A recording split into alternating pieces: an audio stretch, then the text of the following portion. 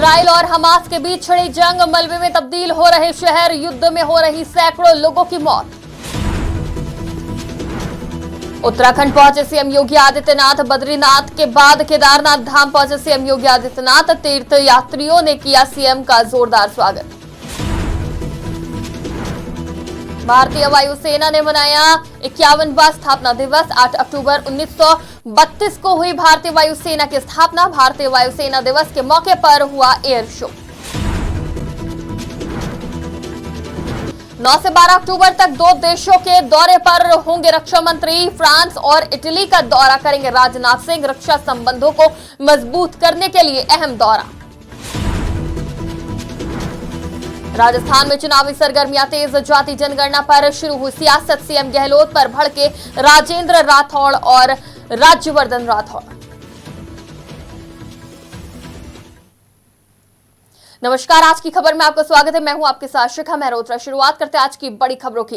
Israel और Hamas आतंकियों के बीच छिड़ी इस लड़ाई की भयानक तस्वीरें सामने आ रही हैं।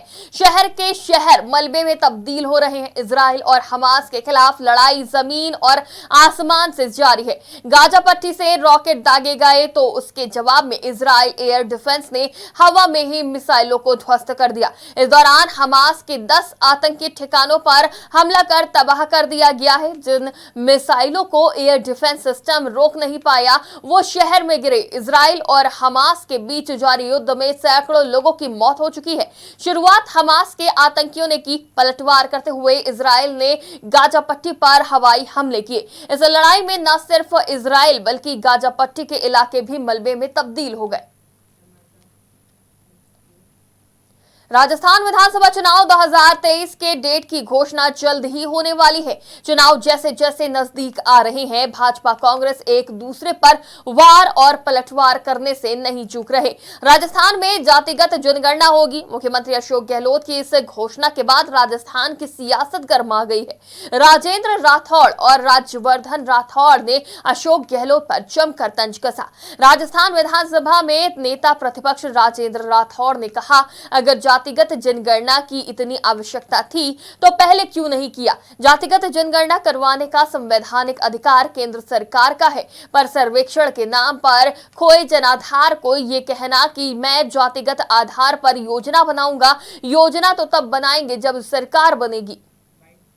अचानक एक शगुफा छोड़ना। शासन में थे गहलोत साहब, दर्जनों कबीना की बैठकें हुई। जातिगत जनगणना का अगर इतनी आवश्यकता थी तो पहले क्यों नहीं निर्णय लिया। अब चूंकि जातिगत जनगणना करवाने का संवैधानिक अधिकार केंद्र सरकार का है, पर सर्वेक्षण के नाम पर अपने खोए जन आधार को ये कहने के लिए कि मैं जातिगत आधार पर योजना बनाऊंगा, योजना तो तब बनाएंगे जब सरकार बनेगी। सबको मालूम है कि जितनी भी मशीनरी जनगणना में लगती है वो आम चुनाव के अंदर लगती है, और आम चुनाव के में उनको इतर दूसरे काम करने की अनुमति भी नहीं होती। इसलिए चाय के प्याले में तूफान खड़ा करना फितरत के आधार पर उन्होंने इस प्रकार का निर्णय लिया है। ये जनता को गुमराह करने वाला निर्णय है। इनकी नीति और नीयत दूसरी है, वोट की फसल काटने की नीयत। बाबा केदार के दर पर जाहिरी तौर पर हाजिरी लगाने मुख्यमंत्री योगी आदित्यनाथ केदारनाथ धाम पहुंचे। दौरे के तीसरे दिन मुख्यमंत्री योगी आदित्यनाथ का हेलीकॉप्टर केदारनाथ हेलीपैड पर उतरा। बता दें कि खराब मौसम के कारण मुख्यमंत्री योगी आदित्यनाथ ने केदारनाथ धाम की यात्रा को स्थगित कर दिया था। सुरक्षा एजेंसियों की सलाह पर मुख्यमंत्री योगी आदित्यनाथ बद्रीनाथ धाम में दर्शन पूजन करने चले गए थे। मौसम साफ होने के बाद उन्होंने एक बार फिर केदारनाथ धाम यात्रा का प्लान बनाया। प्लान के मुताबिक मुख्यमंत्री योगी लाव लश्कर के साथ केदारनाथ पहुंचे और पूजा अर्चना की। केदारनाथ दौरे पर मुख्यमंत्री योगी के आने की बीजेपी कार्यकर्ताओं को जानकारी थी। हेलीपैड पर उन्होंने मुख्यमंत्री को गुलाब का फूल देकर स्वागत किया।